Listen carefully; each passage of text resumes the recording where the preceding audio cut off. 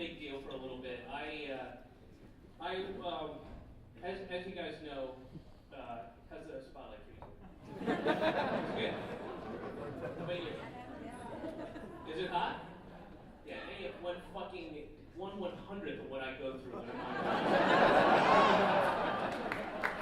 on. So 9 of those right there. But you do look pretty relaxed.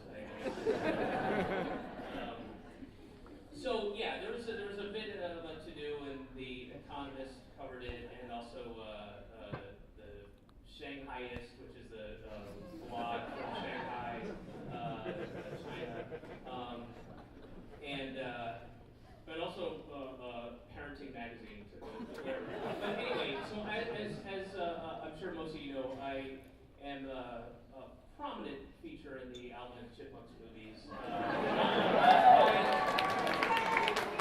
Not by choice.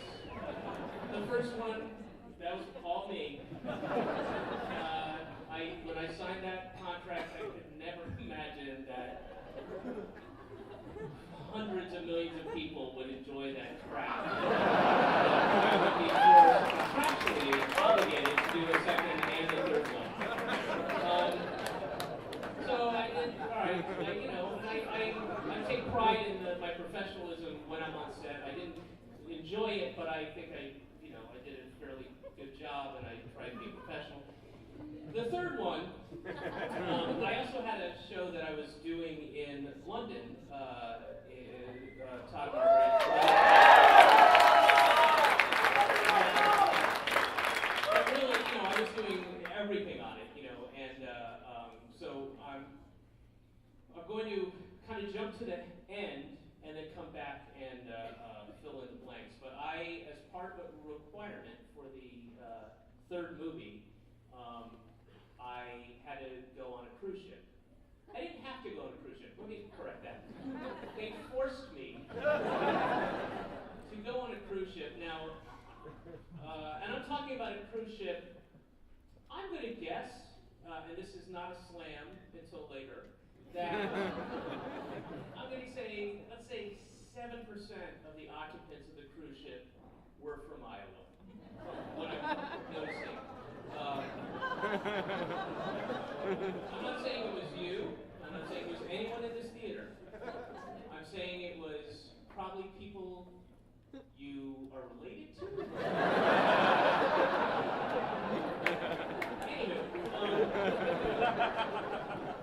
so I got in trouble. This is what The Economist was writing about. I got in trouble because I was promoting Todd Margaret, and I went on the show. They asked me about Alvin and the Chipmunks, and I had said that I hated every minute of it. It was the worst experience of my professional career, which it was.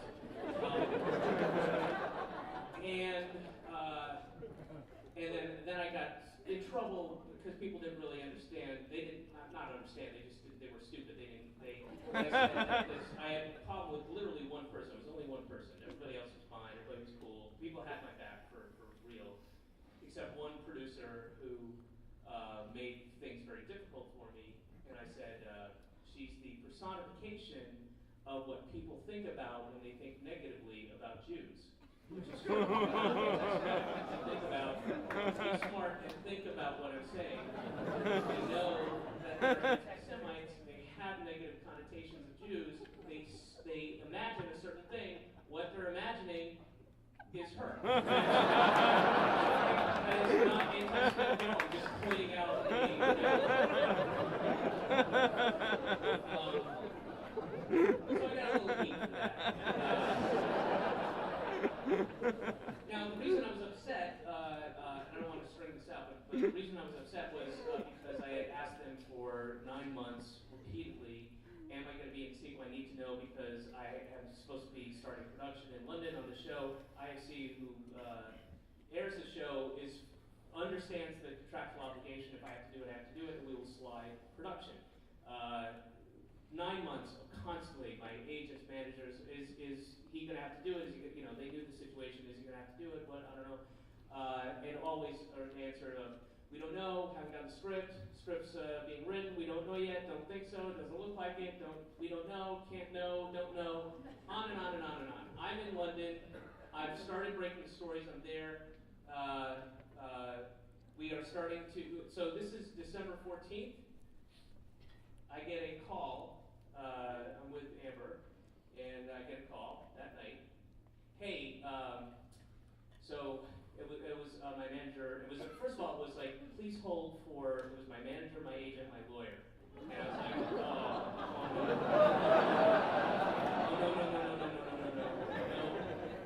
And the first thing my manager said was, "Are you sitting down?" Haha, that's one of those classic. That's just tickling you with a feather.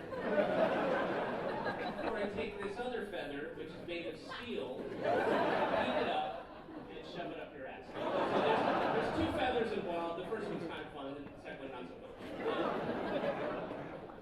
So he tells me that they're going to start doing the Chipmunks movie, and they are going to use me. In fact, I will be in the entire film quite prominently. It's December 14th.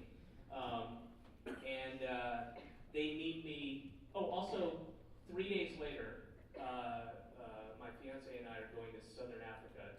We're staying there for about 3 weeks, visiting friends there and touring Southern Africa. And I don't fly back into London even, and then I start working on the show until January 3rd, the evening of January 3rd. And he goes, okay, well, they need you in Hawaii on January 5th. And I'm like, what? I can't. We have the offices. I have a flat. All right, so their first response to me saying, I can't even physically be there. I'm going to Southern Africa. We have tickets and everything. We don't land in London until the 3rd. I can't even be in Hawaii physically on the 5th. That's not going to happen. And for a movie that we've had no problems, I never did anything untoward, anything unprofessional. And the movies have made $1.2 billion, the first two. And I didn't get a whole lot of money for the first two. Right? So their response was, well, we'll sue you for breach of contract. Okay, so that's why I'm like, yeah, that was the first thing they said. I'm like, guys, I can't fucking be there. What am I supposed to leave Africa and leave my fiance there for a couple days while I come back? This isn't. So I was really upset, and things only got worse. I'm not going to bore you with details. So it was really bad. We had production was people who, I'm responsible for about 50, 60 jobs, and people had marked out their calendar because we started production. So I had to go do this thing. There was a break, a long segment of the movie where I would be featured, like a good 2.5 weeks. So I was like, all right, it's fine. I'll go to London and I'll just bust my ass. We'll try to get as many of these scripts done as possible. And there was like 5 or 6 days before this cruise ship. Here's what took place on the cruise ship. I'm in a pelican outfit, mascot outfit. If you have children, I'm sure you've seen it dozens of times.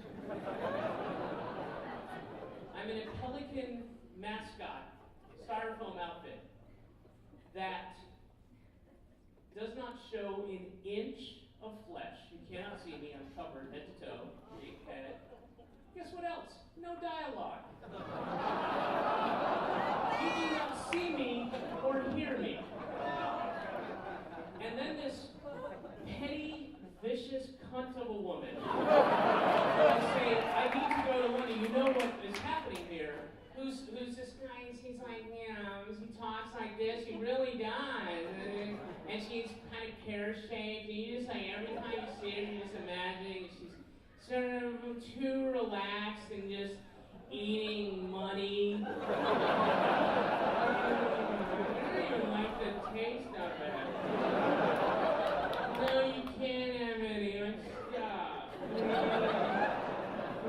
She makes me, and I explain the situation. Karen, please. This is, how this has already fucked me. This is really difficult. And she's like, now you have a funny way of walking, and you can't replace it. Quoting, you have a funny way of walking. But you're not supposed to know it's me yet. There's a reveal later. Why would you want to tell 5-year-olds? I think it's up David Cross the outfit. I have to go. Or they're going to sue me. It's back and forth, and they're going to fucking sue me if I don't get on that fucking cruise ship. So instead of going to London to work on the show that is important to me, they make me go on, for 7 days, where I can't be seen. I have to go on a Carnival cruise. The Dreamliner. Ladies and gentlemen, has anybody here in this building been on a cruise? Yeah. Okay. You're here in this theater, I assume because you know me. You know my likes, my proclivities. It's the fucking last place I would ever want to be. If I wasn't famous, it would be the last place. Now add you've got celebrity, but not really the kind that's respected. Nobody gives you any space. Now put me on a fucking cruise ship. That's those tight spaces. They're claustrophobic. I don't know how those. The room is teeny tiny. There's like the shower that's in part of the toilet thing. It's like a cold water flat walk up in Manhattan tenements for the 1800s. You know? These people. I'm not skinny, but I had a difficult time. These people are. There's 7 of me in one body. The bone structure, same thing. We all weigh, the skeletons weigh the same. It's just the stuff surrounding the skeleton that there's a lot more of. And it's a cruise ship, you know. You get your fun times thing that they slide under the door. Get ready, you know, everything's the Punchliner Comedy Club, Fun Force Hip Hop Dance Class. Bring your dance pants and get ready to bust a move. Nobody has dance pants. Nobody ever has dance pants. But the people go on cruises, I guarantee you, are packed. Honey, don't forget the dance pants. No, not those, the other ones. All right. Find your fun patrol. Our fun patrol is sneaky and hard to find. They will be at a secret location tonight with a wacky activity. If I hear the word wacky, most of us in this room, you hear the word wacky, you're going to roll your eyes and go, there's nothing that's really wacky. That doesn't apply to. For these people, there really is a wacky. There's a thing and an activity and an event and a kind of humor that is truly wacky, and they love wacky. Non-stop. All right. And then just all kinds of crap. What else do they have in here? Tonight's dining dress code is cruise elegant.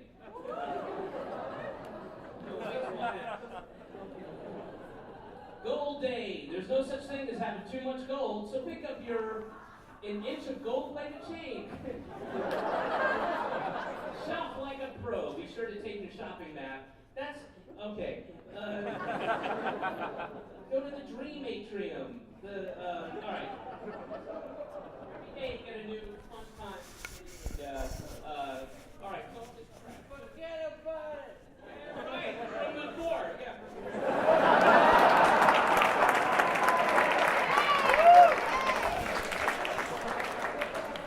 So here's what a cruise is. There's a lot of a cruise is a lot of people who still use the term boogieing, like boogie. Honey, let's get our boogie shoes on. Okay, and they're also doing, in groups, they're doing the electric slide. Remember that thing from 25 fucking years ago? 25 fucking years ago. The electric slide. Doing the Macarena, shit like that. It's fun, they love it. It's the height of culture. Who let the dogs out of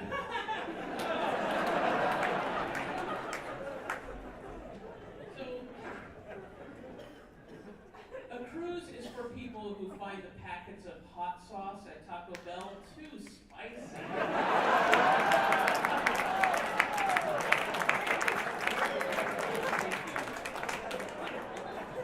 They find American Apparel ads to be pornographic. The Clash, too noisy. Sushi, too scary. CNN, too liberal. The Tea Party, a bold, sensible ideology. The Daily Show, too confusing.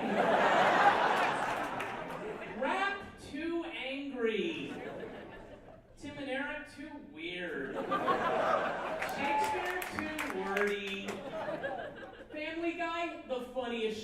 TV. Ladies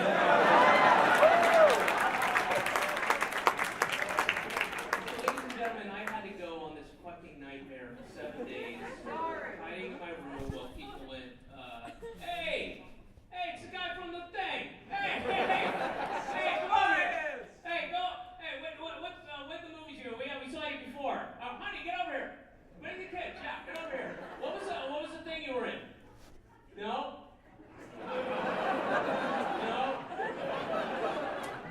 No? Come on, what was the thing you were in? No? Honey, you want to talk to him? Go on, talk to him. I don't know what to say. Go talk to him. That's right, it's fine. I don't have to. Hello, how are you? Are you rich? Sure. All right, so I brought along a slideshow if you haven't been on a cruise ship, to tell you what it's about. Let me lower the thing down. Let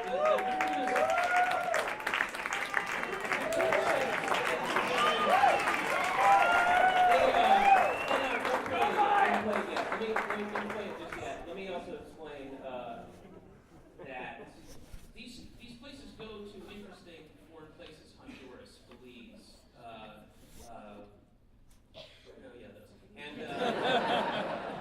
and people don't. They dock there, but they don't go into Cozumel. They don't go into Honduras. They get off the ship, and I found out that the cruise companies, there's 3 of them, Carnival, Norwegian, and Royal, buy the land where they dock, buy a couple hundred acres where the boats dock, create these big cement areas where they put their own shops to sell tanzanite and diamond shit like that. And they have theme restaurants of the country that people are going to not go to. It's the most depressing motherfucking thing you've ever seen. Then there are like townspeople, local people there who dress up as Mayan Indians and take pictures for $5. While these people go get the same shit that's on the cruise ship, but just through this cement pier. You'll see. All right, go ahead. Oh, also, wait, sorry guys. So we're shooting out into the Chipmunks on the Carnival cruise, but they don't tell anybody who's paid for the trip. They don't tell anybody. They're shutting off like big sections of like the pool and the water slide so they can film scenes there. People can't go on it. They haven't been told about this. Carnival said, fuck you, we don't care. We got your money. We got your money. It's fine. It's fine. What are you going to do? Not be on the ship? You're already on the ship. You're fucking out on the Chipmunks, and then you feel like an even bigger dick because you're walking around on a thing that you really want no part of, and people are like, I couldn't go to the water slide. And, if there's not parents around, you hit that kid. You hit him hard. Hit them hard. So that was another factor to this. So we're sitting there, and you can go ahead and play it. I'll just show you. Also, they.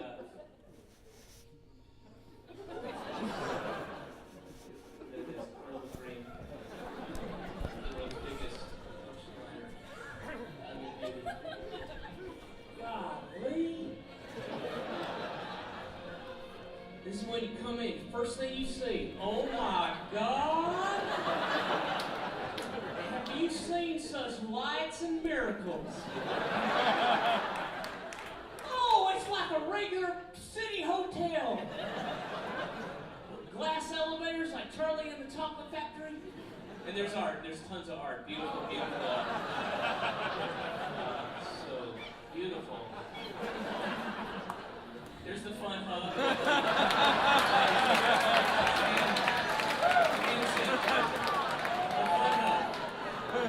There's Towie.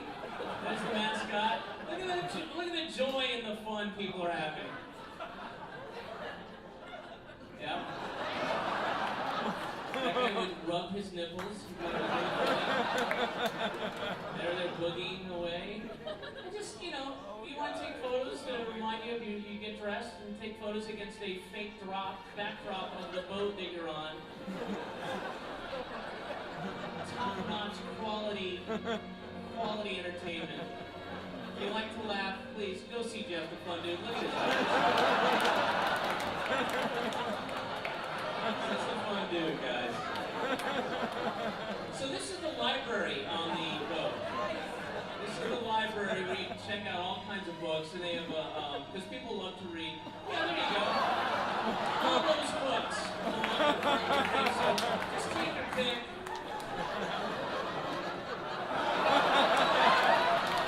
There's golfing. There you go. There's places you're not going to go to. And books for old people called puzzles, I think. So an awesome library. Just this was Earth, Wind, and Fire played on the TV. So you can come and sit on the boat and watch TV. And then, yeah, those are reinforced. Those are steel, double reinforced. Double steel. So this is, yeah, here are the boats. These are my cruise mates, my cruise buddies, and the casino. Yeah, just going out for a stroll. Yeah, that's hot book there. And so this is what I was talking about. They come in, these different liners, they buy this and they construct these villages, and this is all, these are stores where you can buy everything that's on the boat. I love to fart. I have a t-shirt that says I love to fart. I got from that place. See? So you're on the boat, and you're getting all that crap, and then you get off the boat, and then you go over there and buy some more crap. There it is. Beautiful, beautiful water that you don't go in. You walk over it. Take a, and there's a native. There's a native getting $5. So you can say, yeah, I went to Roatan and hung out. Here's the village, owned by Carnival Cruise Lines. Go over there. There's Fat Tuesdays. You guys have been to Honduras, right? Been to Fat Tuesdays, Honduras. Fun. There's a fun place to take a picture because we're a sexually repressed country that's still in the 1950s. And yeah, there's a guy, the sombreros that really nobody's worn for several generations. You can bring him back. Go to Three Amigos. You get off the boat where you get a margarita and go take your Three Amigos. Oh come on, that's fun. I don't care. Picture slipped in there. That's just people having fun. And watch this guy on the right, because he sees something that he really enjoys. Watch him. Yeah, what it was the balloon hats, guys. It was the balloon hats. So it was a lot of fun with balloon hats. So here's Hollywood. Hollywood is coming to this boat, and then what they've done is they've hired 100 extras that are young. These folks were hired in Florida to come on the cruise ship, given money, to be in the movie, to be in the background of the movie. So that young woman, these kind of younger, more attractive, fit people, all these guys, they're paid by the studio, Fox Studio, to come on, hired in the casting place out of Florida. Because really, this is the reality of who's on the cruise. Because you don't want that in your movie because it'll make Carnival look bad. So, those things and the oxygen tanks and the little Razor get-along tubby motorized scooters, she has an oxygen thing. So that's who's on the boat. So you can't have them in the background because then your movie's going to make children violently ill. So you have to hire. So there's fantasy. This is Hollywood fantasy, ladies and gentlemen, reality.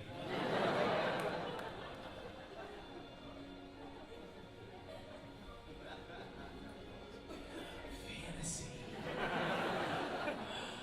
This one must be, a cruise ship must be like, when you go on a cruise ship, I'm gonna get laid. Oh.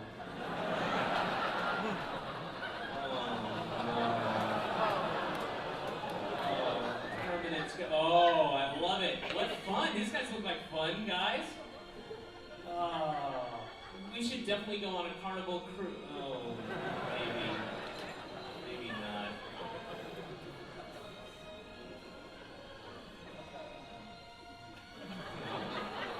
Could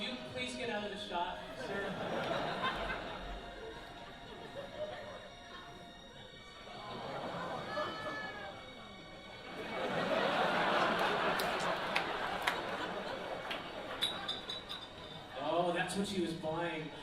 It's wonderful.